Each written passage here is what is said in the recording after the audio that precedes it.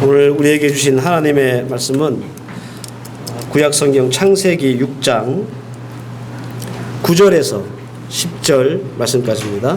다 함께 하나님 말씀 봉독하겠습니다. 이것이 노아의 조건이라. 노아는 의인이요 당대의 완전한 자라. 그는 하나님과 동행하였으며 세 아들을 낳았으니 셈과 함과 야벳이라. 아멘.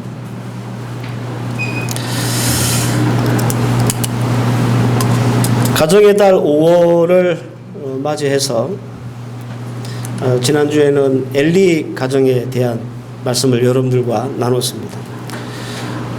이 가정을 통해서 우리에게 주신 그리스도인의 가정은 어떠해야 할지 잘 붙잡고 또 돌아볼 수 있는 그런 시간을 가졌으리라 믿습니다.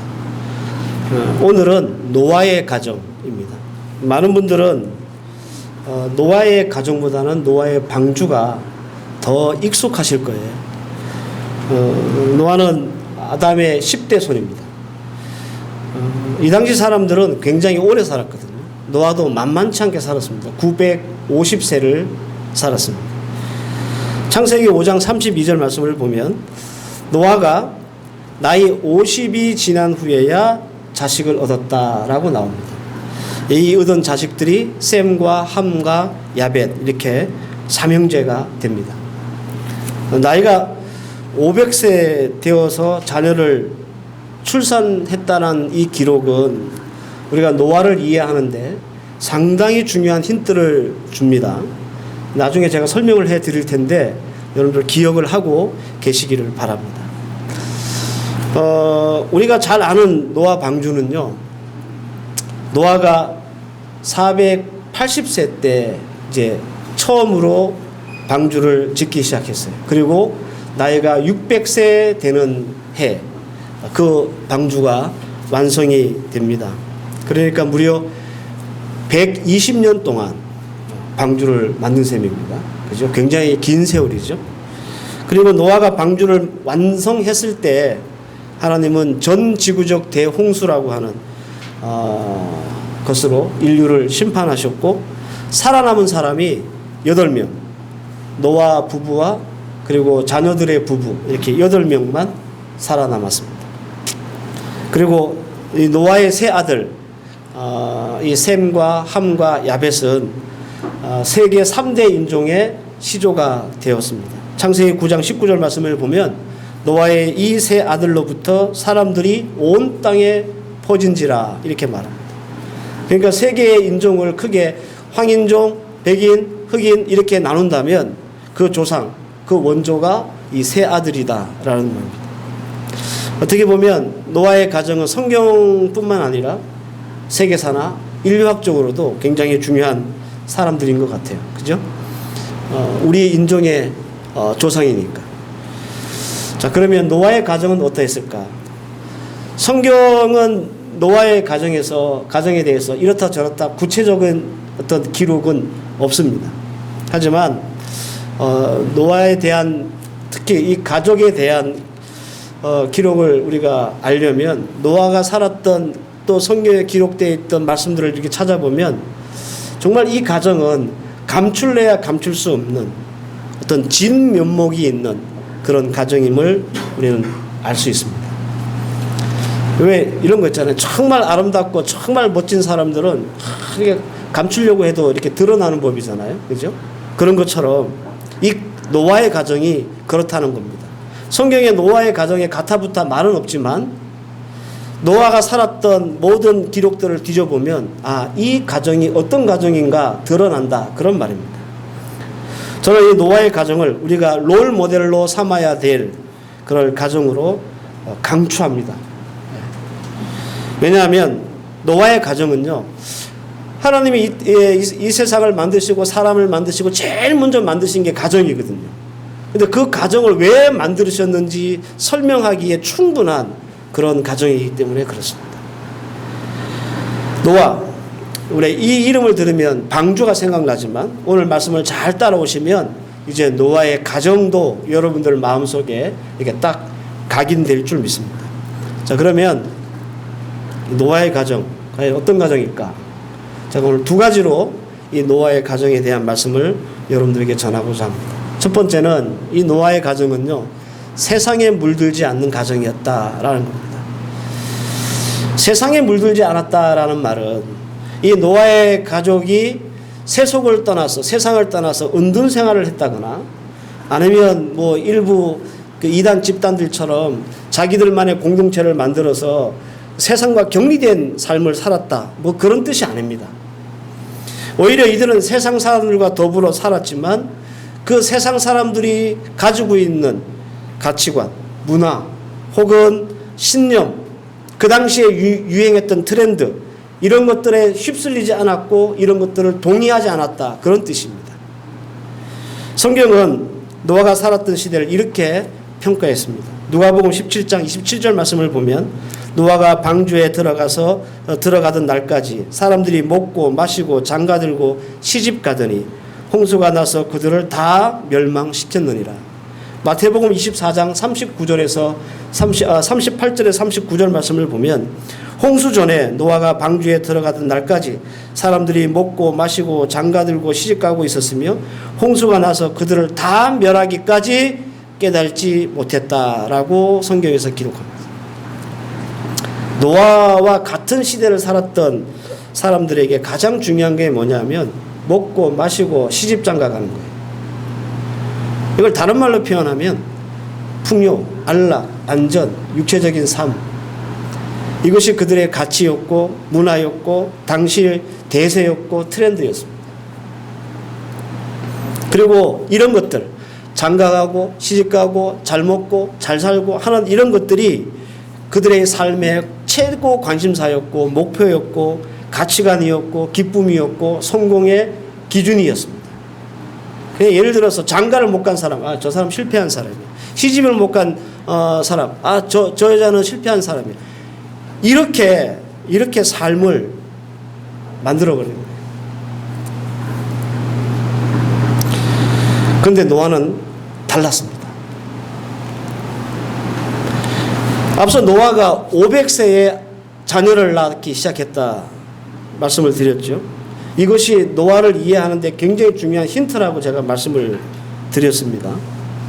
여러분들, 왜 노아가 950살을 살았는데 500세에 대해서야 자녀를 낳았을까요? 노아는 그때 당시 주류를 이루고 있었고 대세였던 문화, 트렌드, 가치, 이런 것들을 따르지 않았기 때문에 그렇습니다. 무슨 말이냐면 창세기 6장 오늘 읽었던 1절, 오늘 본문에 1절 2절을 여러분들 보시면, 성경을 갖고 계시면 보시기 바라요. 사람이 땅 위에 번성하기 시작할 때에 그들에게 딸들이 나니 하나님의 아들들이 사람의 딸들의 아름다움을 보고 자기들이 좋아하는 모든 여자를 아내로 삼은지라, 이렇게 나와요. 여러분, 이 구절은 성경에서 대표적으로 난해 구절, 풀기 어려운 구절로 우리가 인식하고 있는 그런 구절이거든요. 도대체 하나님의 아들이 누구고 사람의 딸은 누구냐? 어렵죠, 그죠? 요거를 잘못 해석을 하면 딱 이단되기 좋은 각입니다. 그래서 이게 난해 구절이라고 하는 거예요. 근데 여러 의견과 견해들이 있습니다. 근데 저는 그 많은 의견과 견해 중에 어떤 걸 지지하냐면, 하나님의 아들들은 셋의 후예다, 사람의 딸들은 가인의 후예다라고 하는 견해를 지지합니다. 그러니까 제가 성경을 연구해 봐도 그 말씀이 맞는 것 같아요. 가인이 누구고 셋이 누군지 모르는 분들이 계세요. 그래서 제가 잠시 설명을 하고 넘어가겠습니다. 최초의 인류였던 아담과 하와가 결혼을 해서 애를 낳죠. 가인과 아벨이라고 하는 형제를 낳습니다. 그런데 형이, 가인이죠, 동생인 아벨을 돌로 쳐 죽여요. 하나님이 그 사실을 알고 분노하셔가지고 가인을 쫓아버려요. 죽이지는 않으시고. 근데 아담의 입장에서는 갑자기 아들 한 명은 쫓겨나고 또 둘째는 죽어버리고 아들이 없잖아요. 그래서 아들을 또 하나 낳게 됩니다. 그 아들이 셋입니다. 셋. 그래서 아담의 셋째 아들인 이 셋은 노아의 9대 할아버지가 되는 거예요. 그러니까 여러분들 셋의 혈통을 통해서 믿음의 자녀들이 그 계보가 족보가 이렇게 만들어지고 이어진다는 거예요. 이렇게 셋 믿음의 사람, 하나님이 함께 하시는 사람들의 그 계보를 따라 출생한 모든 사람들을 하나님의 아들들이라고 일컫는 겁니다. 반면에 쫓겨난 가인의 혈통, 그 혈통으로 난 자들이 있을 거 아니에요. 그런 자들을 사람의 딸들이라고 부릅니다. 그러니까 노아는 하나님의 아들들입니다. 셋의 계보를 따라서. 당연한 얘기겠지만 가인의 혈통으로 난 자들은 하나님의 영이 없는 자들이고 셋의 혈통을 따라서 난 하나님의 아들들은 하나님의 영이 함께하는 그런 자들입니다. 그래서 두 혈통은 절대로 섞일 수도 없고 그리고 섞여서도 안 되는 혈통들이에요. 하나님께서 저주하는 자와 하나님께서 축복하는 자가 어떻게 함께 할 수 있겠습니까?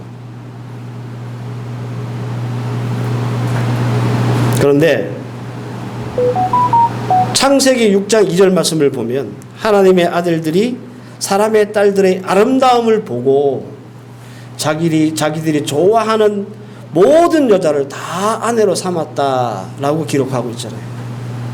그러니까 하나님의 아들, 사람의 딸, 그러니까 셋의 혈통 혹은 가인의 혈통 구분 없이 서로 엉키고 즐기고 누리고 이것이 이 당시의 보편적인 가치였고 문화였고 그리고 트렌드였다라는 겁니다. 그런데 노아는 그 트렌드를 따라갈 수가 없었어요. 그걸 동의할 수가 없었어요. 하나님의 아들이잖아요. 하나님의 영이 있는 자잖아요. 그러니까 그때 당시에 보편적으로 받아들여졌던 문화나 가치나 그 트렌드 이거를 도저히 용납할 수가 없었던 거예요. 그래서 늦장가를 가고 늦게 아들들을 보게 되는 거예요. 그래서 여러분들 아담이 500세에 자녀를 낳았다라고 하는 그 사실 하나만으로도 노아가 어떤 사람인지를 충분하게 증명해 줄 수 있는 거예요. 950살까지 살 수 있는 시대인데 500세가 돼서 결혼을 하고 애를 낳았으니 이게 여러분들 쉬운 일은 아닐 겁니다. 무척 외로웠을 것이고 어쩌면 당시 사회에서 이 노아는 아주 별난 놈으로 찍혔을지도 몰라요. 남들 다 하는데 자기는 안 하거든. 남들이 다 맞다고 하는 일을 자기는 틀렸다고 하거든요. 그러니까 세상 사람들이 노아에 대해서 뭐라고 평가를 하겠습니까? 아마도 제 추측인데 노아는 수백 년 동안 이 500사가 될 때까지 아마 왕따 당했을지도 몰라요. 그러나 여러분들 하나님은 노아를 그렇게 보지 않으셨습니다. 오늘 본문에 6절을 보세요. 9절을 보세요. 노아가 어떤 사람인지. 노아는 의인이요 당대의 완전한 자라 하나님과 동행하였으며 하나님이 노아에 대한 말씀을 하신 거예요. 하나님이 인정했어. 너는 완전한 자다. 너는 의인이다. 그리고 창세기 6장 6절을 보면 노아는 여호와께 은혜를 입었더라. 이렇게 말합니다. 세상에서 왕따지만 하나님 앞에서는 유일하게 의인으로 온전한 자로 하나님의 은혜를 입은 자로 소개하고 있습니다. 노아는 세상에 물들지 않고 하나님의 영 없이 잘 살고 잘 먹는 그런 일들을 부러워하지도 동경하지도 않았어요. 세상 사람들은 막 엉켜가지고 잘 먹고 잘 살고 장가도 가고 시집도 가고 애들도 잘 낳고 행복하게 사는 모습들을 보는 거죠. 근데 노아는 그게 부럽지 않아요.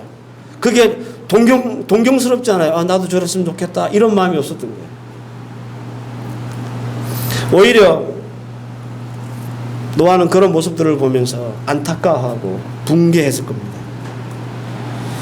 상상력을 여러분들 발휘하셔가지고 여러분들 한번 생각을 해보세요. 노아가 120년 동안 하나님께서 이 인류를 심판하실 것이다 소리를 듣고 너는 방주를 만들어라. 그래서 방주를 120년 동안 만들면서 얼마나 세상 사람들에게 간절하게 외쳤겠습니까? 특별히 세상에 물들어 혹은 세상에 찌들어 살고 있는 하나님의 아들들, 하나님의 딸들이 있었을 거 아니에요. 셋의 계보에서 태어났던 노아 말고 또 다른 세대들이 있었을 거 아닙니까? 그 세대들을 향해서 예?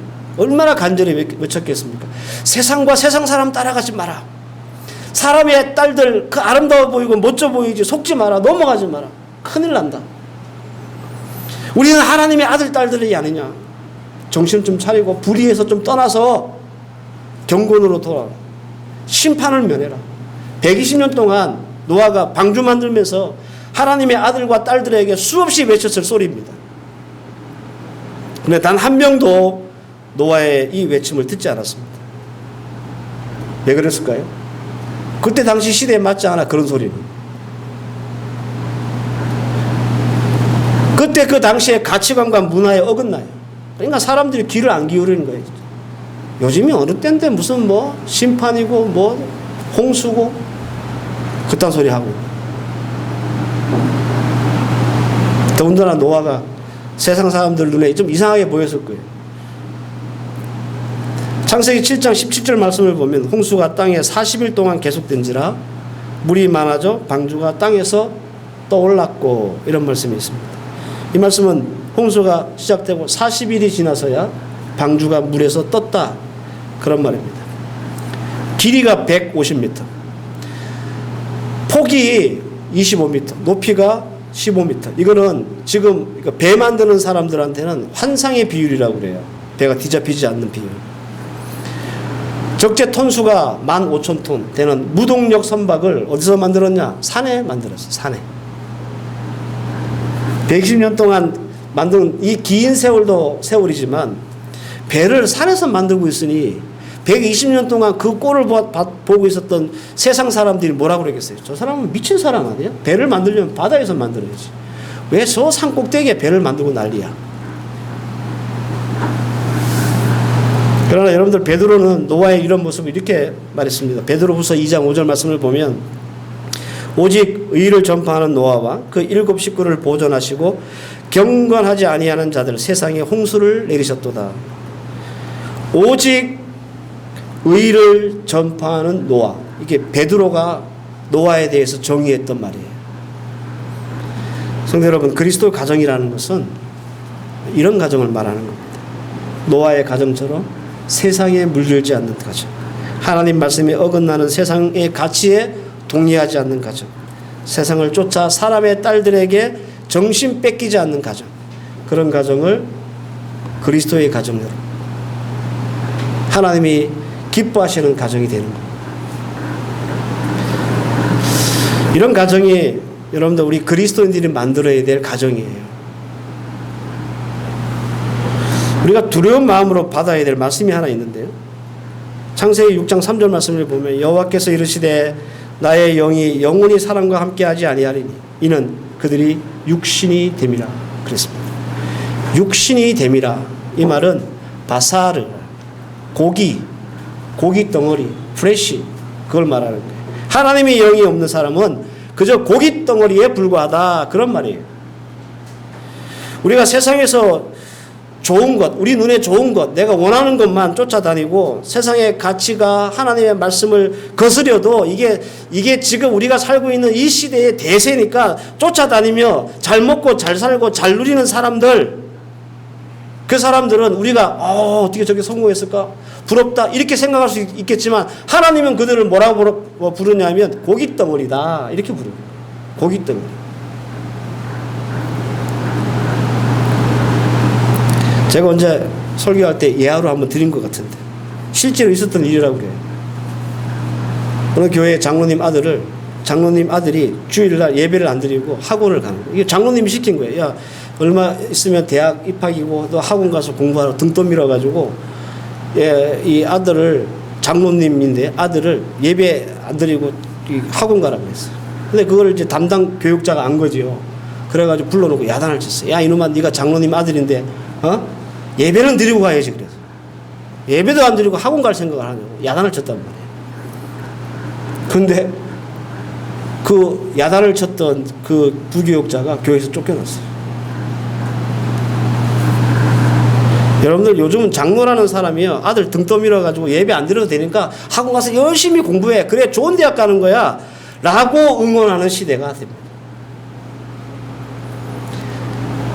주일날 예배 안 드리고 학원 가면 어떻게 해? 예배를 드려야지 라고 정확하게 바르게 가르쳐준 교육자는 교회에서 쫓겨나는 시대. 여러분, 이거 세상은 둘째치고 교회 공동체 안에서도 의를 전파하는 목소리가 구박을 받는 시대예요. 지금 뭐 하나님의 말씀 붙잡고 얘기하면 앉으라고 그러고 쓸데없는 소리 하지 말라고 하는 소리가 다른 세상에서 들리는 게 아니라 바로 교회 안에서 그런 소리가 들리는 거예요. 여러분, 우리가 지금 이런 시대를 살고 있습니다.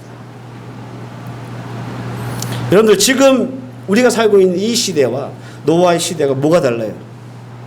다릅니까? 사람의 딸들의 그 좋아 보이는 것만 쫓아다니는 그 모습과 지금 우리가 살고 있는 이 시대에 벌어지는 일들이 하나도 다르지 않습니다.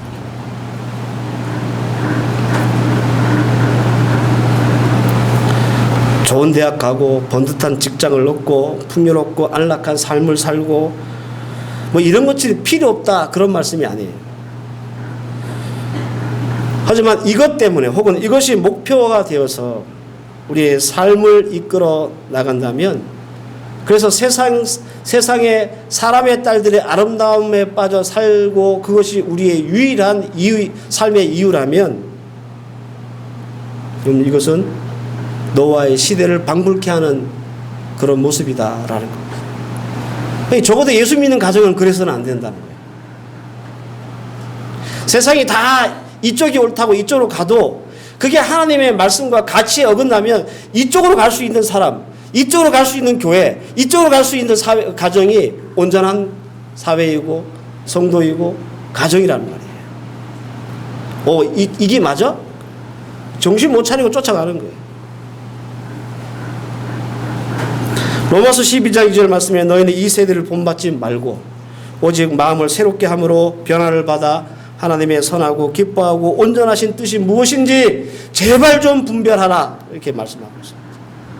그냥 정신 뺏겨가지고 이쪽으로 우르르 가니까 나도 그쪽으로 가면 되겠지 싶어서 우르르 따라가는 사람이 아니라 정신 차리라는 거예요. 하나님의 뜻이 어디 있는지 분별하라는 거예요. 이 세대 본받지 말고. 그러면 우리는 사람의 딸들을 취하는 그런 사람이 되는 거예요. 하나님의 아들들인데 세세 후예들이고 세세 혈통을 받은 사람들인데, 그리스도의 가정은 세상에 물들지 않기 위해서 몸부림치고 결단하고 도전하는 가정을 말합니다. 세상이 뭐라 그래도 하나님의 영으로 무정하고 말씀의 진리를 수호하고 아무리 눈에 보기 좋은 것들이라 할지라도 이게 하나님의 말씀에 어긋나고 말씀의 가치에 빗나가면 다소 우리가 늦춰지고 뒤처진다 할지라도 세상에 물들지 않기를 몸부림치고 애쓰고, 오히려 물들기보다는 내 가정에 묻은 세상의 때를 이렇게 털어버리기 위해서 애쓰는 그런 가정이 그리스도의 가정이다라는 겁니다. 저는 우리 필리핀 한인교회와 그리고 헤브론 교회 성도 모두가 이런 가정을 만들어 나갈 수 있기를 축원합니다. 세상에 물들지 않는 가정. 이런 가정에는요, 하나님이 노아에게 은혜 주셨듯이 우리의 가정에도 하나님의 은혜가 풍성하게 넘칠 줄 믿습니다. 기억하십시오. 두 번째로, 이 노아의 가정은 우리가 생각하기에 좀 특별한 그런 가정이에요. 이 가정은요, 말씀의 기준이 있었던 가정입니다. 우리가 노아의 가정을 바라보면서 붙잡아야 될 아주 중요한 포인트가 바로 이거예요. 노아의 가정은 말씀을 기준으로 삼았던 가정이다라는 거. 세상 사람들, 이때 당시 세상 사람들은 노아의 가정에 이렇게 호의적이지 않았습니다. 그럼에도 불구하고 노아뿐만 아니라 노아의 3명의 아들들은 아버지 노아를 도와서 120년 동안이나 걸리는 이 방주를 완성했습니다. 중요한 팩트거든요. 적어도 성경의 기록을 보자면 노아의 가정에서 부모였던 노아와 그 자녀 3명이 불화를 일으켰다 혹은 갈등을 일으켰다, 그런 말씀이 없습니다. 여러분들 생각에 이게 가능하다 이렇게 생각하십니까? 제가 인생을 살아보고 우리 애들이 좀 크다 보니까 이게 불가능해요. 요즘 세상이 얼마나 살벌하냐면요. 어른들이 뭐 이렇게 말만 하려고 그러면 애들이 뭐라 그러냐면 꼰대라 그래요. 꼰대. 들어보셨죠? 이 중에도 꼰대가 많으신데. 라떼는 말이야. 이런 거. 라떼. 이런 거 우리 애들 엄청 싫어합니다. 그지? 부모나 기성세대들이 인생을 살면서 경험했던 경험치. 돈을 주고 살 수 없었던 그런 삶의 교훈들이 있잖아요. 그러니까 이런 것들을 우리 자녀들에게 혹은 후배들에게 나누려고 하면 꼰대라고 그래요. 얼마나 억울한지 모릅니다. 꼰대라는 소리를 듣는 꼰대는 기분이 나쁘거든요. 왠지 어떨 때는 가끔씩 내 삶이 송두리째 이렇게 무시당하는 느낌? 네. 그런 느낌을 받을 때가 있어요. 가족 구성원들 사이에, 부모와 자녀들 사이에 이견이나 충돌이 없을 수 없습니다. 분명히 존재합니다. 애들이 크면 클수록 더해요. 요즘 애들이 제 말 안 들어요. 적어도 이제 대가리 컸다고 막 생각이나 주장이 얼마나 강한지. 옛날에는 아버지라고 하는 권위, 이 꼰대질을 딱 하면 다 먹히고 그냥 다 수그러들고 그랬는데 요즘은 안 그래요. 여러분들 이 문제를 어떻게 극복하고 계십니까? 가정에서. 어떤 가정은 여전히 꼰대질을 하면서 내가 아버지니까 우리가 부모니까 내 말 들어 하면서 이렇게 밀어붙이는 가정도 있을 거예요. 그리고 또 어떤 가정은 굉장히 민주적으로 그래 뭐 자식들 의견도 중요하니까 따라주자 이렇게 생각하면서 의견들을 조정해 나가는 충돌을 이렇게 완화해 나가는 그런 가정들도 있을 겁니다. 보통 우리 부모 자식 간의 이 세대 차이가 한 30년 안팎 나잖아요. 그죠? 자식하고 나이 차이가. 근데 30년밖에 안 되는데도요. 이 세대 간의 충돌이 많습니다. 사고의 충돌, 이해의 충돌, 문화의 충돌, 정치의 충돌. 우리 애들하고 정치 얘기하면 머리가 아파. 한 놈은 보수, 한 놈은 진보. 아유. 말도 안 들어. 얼마나 주장이 센지. 근데 여러분들 노아의 세 아들의 세대 차이가 몇 년이요? 500년. 극복이 되겠습니까?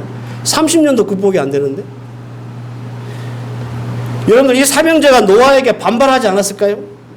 왜 우리는 이렇게 살아야 하냐고 여러분들 반항하지 않았겠습니까? 왜 방주는 산에 만들어가지고 사람 이렇게 힘들게 하냐고 불평하지 않았겠어요? 노아의 아들 이 셈과 함과 야벳의 눈에는 그 세상에 좋은 것들이 안 보였겠어요? 그걸 갖고 싶지 않았겠어요? 그걸 누리고 싶은 마음이 없었겠어요? 그런 가족들 사이에 불화나 갈등이나 없었겠습니까? 우리 가정도 그런 가정이 있고 우리의 가정은 그런 일이 늘 벌어지는데 500년 나이가 차이가 나는 이 가정에 왜 그런 일이 없겠습니까? 그런데 이걸 다 극복하고 방주를 만들었어요. 그래서 유일하게 생존한 인류가 되었습니다. 어떻게 이게 가능했을까? 그 비결은 말씀이라고 하는 공동 분모가 있었기 때문에 그런 거예요.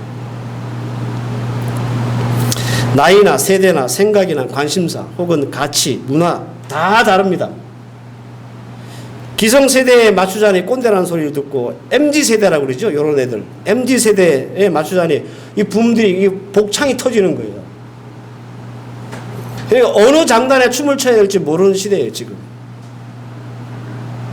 막 부모의 권위를 가지고 뭐라고 그러고 밀어붙이면 애들이 반항하고 뭐 엄마 세대는 그렇지만 우리는 안 그렇다고 그러고 막 박박 핏대 세우고 뭐 그런단 말이죠. 그렇다고 부모들이 그런 거 충돌이 좀 그러니까 좀 피해가고자 자녀들 의견을 들어주고 그러면 얘들이 생각이 너무 어린 것 같고 철이 없는 것 같고 막 복창이 터지고 그러잖아요. 만약 노아의 아들들이 아버지의 뜻에 맞췄다면 꼰대였던 아버지의 뜻에 맞췄다면 얼마나 많은 불평과 불만, 저항이 있었겠습니까? 반대로 노아가 아들들의 입장에서 거기에 생각을 맞췄다면 아마 방주는 물 건너갔을 겁니다. 방주 못 만들어요. 그런데 노아의 가정은 500년이나 되는 큰 간격을 노아의 생각을 혹은 아들들의 생각을 쫓지 않고 말씀의 기준을 맞췄다는 거예요. 말씀에. 서로 다 생각이 다르고 주장이 다르고 세대가 다르니 한 합일점을 만들었는데 그것이 말씀이었다는 거예요. 노아와 아이들이 서로 막 안 맞아서 서로 싸울 때 분명히 그랬을 겁니다. 하나님의 말씀이잖아. 방주를 만들으라고 하신 하나님의 명령이잖아. 그러면 다 수긍하는 거예요. 아들들도 고집 피우고 주장을 하다가 하나님 말씀이잖아. 그러면 그렇지. 하나님 말씀이니까 해야지. 야, 아빠를 좀 이해하다고. 아빠가 지금 이 나이에 지금 이거 하면 니 좀 도와야 되지 않겠나. 이게 아니라 하나님의 말씀이었잖아. 하나님이 우리에게 명령하신 거잖아. 그러면 이 아들들이 자기가 생각하던 것, 자기가 주장했던 것, 자기가 품었던 마음도 다 내려놓은 거예요. 교회도 마찬가지죠. 얼마나 다양한 사람들이 있습니까? 남녀노소, 지위고하, 빈부격차. 저마다 이해의 폭도 다르고 가치의 폭도 달라요. 주장하는 바도 달라요. 교회. 그래서 교회가 늘 시끄러운 거예요. 이걸 여러분들 어디에 맞춰야 됩니까? 어디에 맞춰야 교회가 편안히 쓸 수 있습니까? 제일 연장자에 맞춰야 됩니까? 제일 높은 끝발 좋은 사람한테 맞춰야 돼요? 아니면 제일 큰 부자에게 맞춰야 됩니까? 어디에 교회는 이 모든 것을 다양성을 맞춰야 됩니까? 예수님께 맞추면 되잖아요. 서로 살아왔던 배경이 다르고 신학의 배경이 다르고 삶의 배경이 다를지라도 예수님께 맞추면 이게 딱 맞아 떨어져야 되는 게 교회예요. 그래서 제가 목회하면서 제일 힘들었던 게 뭐냐면 신앙적인 얘기를 할 때 안 통하면 그때는 답이 없어요. 성도인데 신앙적인 얘기를 해서 안 통하면 그때는 목사도 어떻게 할 도리가 없어요.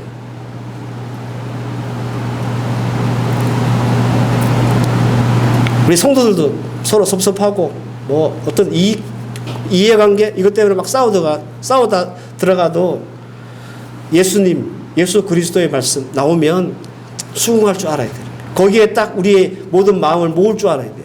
그런 교회가 잘 되는 교회. 그런 교회가 진짜 성도고 진짜 교회입니다. 근데 요즘은 뭐 목사님들도요. 예수 그리스도의 말씀, 하나님의 뜻. 그럼 거기다 다 자신들의 주장을 내놔야 되는데 그건 그거고 이렇게 하고. 그럼 말이 안 되는 거지. 그때부터는. 제가 몇 번 드렸던 그 예가 있습니다. 담임 목사님하고 원로 목사님하고 한 교회에서 막 싸움이 벌어진 거예요. 그건 제가 잘 아는 목사님이었다. 근데 끝내는 어디까지 갔느냐면 이 법정까지 간 거예요. 한 10년을 법정 싸움을 했대요. 그래가지고 담임 목사님이 이겼다. 그래서 저한테 전화가 왔더라고요. 이겼다. 그런데 그 담임 목사님하고 원로 목사님하고 법정에 섰는데 그 재판장님이 그랬다는 거예요. 우리 목사님들이 믿는 하나님이 여러분들 보고 뭐라 하십니까? 계속 싸우라고 합니까? 이렇게 물었대요. 근데 원로 목사님 말, 예. 이게 여러분들 제가 지어낸 말이 아니고 직접 일을 겪었던 목사님이 저한테 해준 말이에요. 노아의 가정이 온전할 수 있었던 이유. 아버지 생각으로 이 가족을 이끌거나 자녀의 생각으로 가족을 이끌었던 것이 아니라 하나님의 말씀이 기준되고 하나님의 말씀이 이들을 하나 되기 때문에 이 가정이 온전하게 하나님이 주신 사명을 이룰 수 있었던 거예요. 우리 예수 믿는 사람도 저마다의 마음을 갖고 있지만 하나님 말씀입니다 라고 하면 내려놓을 줄 알아요.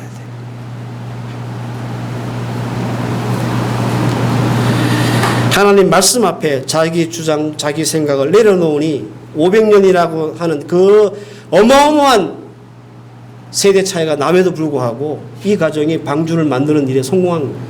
하나님이 주신 사명을 완성한 거죠. 이런 가정이 우리가 이루어야 될 가정입니다. 하나님 말씀 앞에 하나 될 수 있는 가정 만드는 것, 그것이 지금 우리 가정에게 주신 사명입니다. 그리고 이것이 하나님이 세상을 창조하시고 제일 먼저 가정을 만드신 이유이기도 합니다.